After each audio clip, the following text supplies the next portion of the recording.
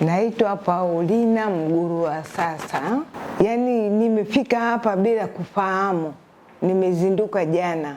Huduma nimehudumiwa sana. Mpaka sasa hivi nimepona, nimehudumiwa sana.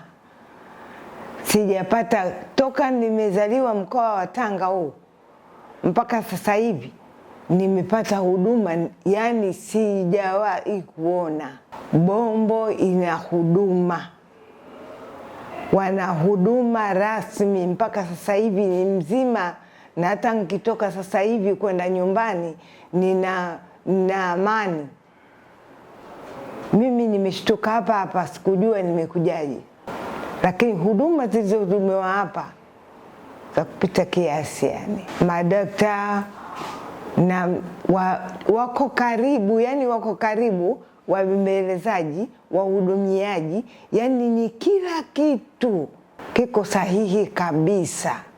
Ambapo nilikuwa nimepanga nikipewa ruhusa leo au kesho niende zangu Dodoma, lakini kutokana na huduma nilizozipata sina haja ya kwenda Dodoma.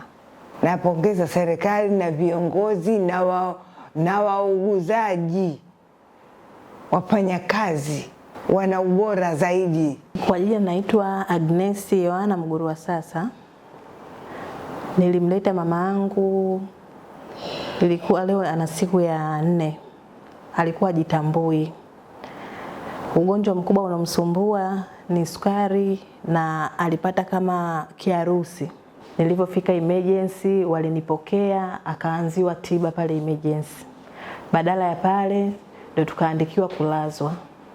Lakini Mungu akasaidia, madaktari wakafanya bidii, wote wa kike na wa kiume walijitahidi sana kwa hali na mali, umeona, kumhudumia mama yangu.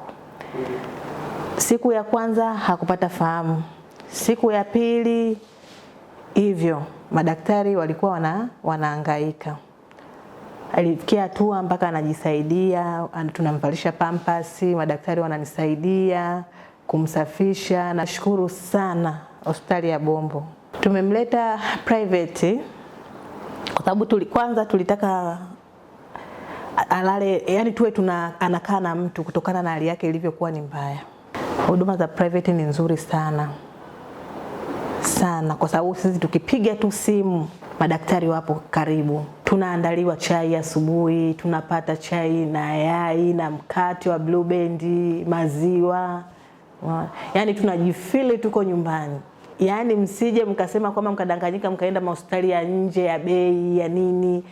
Yani hapa serikalini Bombo kuna kila kitu. Kwanza madaktari wako vizuri, kusafi, kuko smart. Hivyo hata chooni unaweza kulala. Umeona? Kwa hiyo nashukuru sana.